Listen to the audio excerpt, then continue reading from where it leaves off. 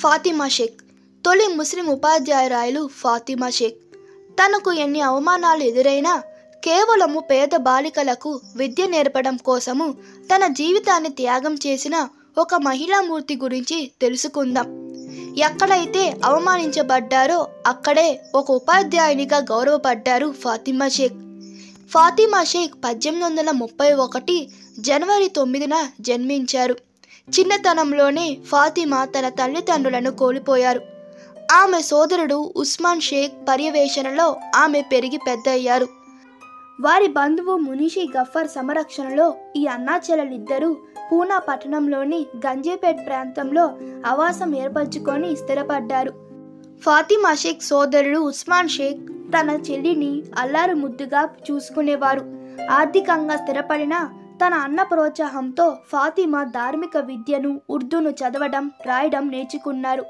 బాలికలకు విద్యను నేర్పేందుకు పులే దంపతులు ఉస్మాన్ షేక్ సహకారం కోరినప్పుడు పులే దంపతులు లక్ష్య సాధనతో తన వంతు పాత్రను నిర్వహించాలని ఫాతిమా షేక్ నిర్ణయించుకున్నారు. ఆమె నిర్ణయాన్ని అన్న ప్రోత్సహించారు. ఆ నిశ్చయం మేరకు జ్యోతిరావు పులే, సావిత్రిబాయి పులే వలె తాను కూడా విద్యా బోధన చేయాలంటే మరాఠీ, ఆంగ్ల భాషను అభ్యసించవలసిన అవసరం వచ్చింది.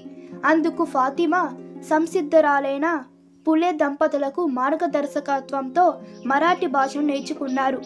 ఫాతిమా షేక్ మరాఠీ భాషను నేర్చుకొని తర్వాత అదే పాఠశాలలో ఉపాధ్యాయునిగా సేవలందించారు. ఉపాధ్యాయ శిక్షణ నిమిత్తం సావిత్రిబాయి పులే ఫాతిమా అహ్మద్ నగరంలోని మేడం సింధియా ఫరారే మిషనరీ పాఠశాలలో ఉపాధ్యాయ శిక్షణ పొందారు. ఉపాధ్యాయ శిక్షణలో మంచి మార్కులతో ఉత్తీర్ణత పొందారు.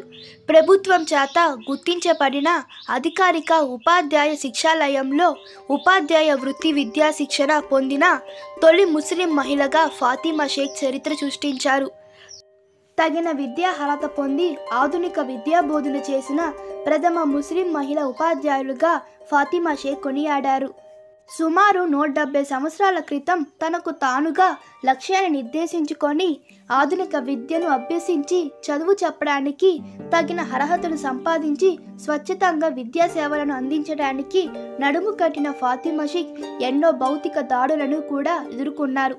సావిత్రిబాయి పులే, ఫాతిమా షేక్ ఒక మహత్తర లక్ష్యాన్ని నిర్దేశించుకొని సమన్వయంగా బాలిక విద్య కోసం కృషి చేశారు. ఇలా బాలిక విద్య కోసం శ్రమిస్తున్న వీరిని కొందరు ఆకతాయిలు వేధింపులకు గురి చేశారు. ఎన్ని కష్టాలు పడుతున్నా వారిద్దరి పట్టుదల ఏమాత్రం సడలేదు. సరికాదా మరింత బలపడింది. ఆకతాయిల చర్యలను ఆత్మవిశ్వాసంతో ఎదుర్కొన్నారు. ఎన్నో అవస్థలను ఎదుర్కొంటూ సావిత్రిబాయి పులే వెంట మొక్కవోని ధైర్యంతో నడిచింది ఫాతిమా షేక్. సమాజం నుండి దారుణమైన రీతిలో ఎదురైన అసమ్మతిని, అవమానాన్ని, తిరుగుబాటులను ఎదుర్కొని ఆడపిల్లల చదువుల కోసం బలంగా, స్థిరంగా నిలబడిన ఆదర్శ ఉపాధ్యాయురాలు ఫాతిమా షేక్ అనడంలో సందేహం లేదు. ఈ వీడియో మీకు నచ్చినట్లయితే మీ అభిప్రాయాలు కామెంట్ తెలపండి. Please like, share and subscribe to my channel. Thank you.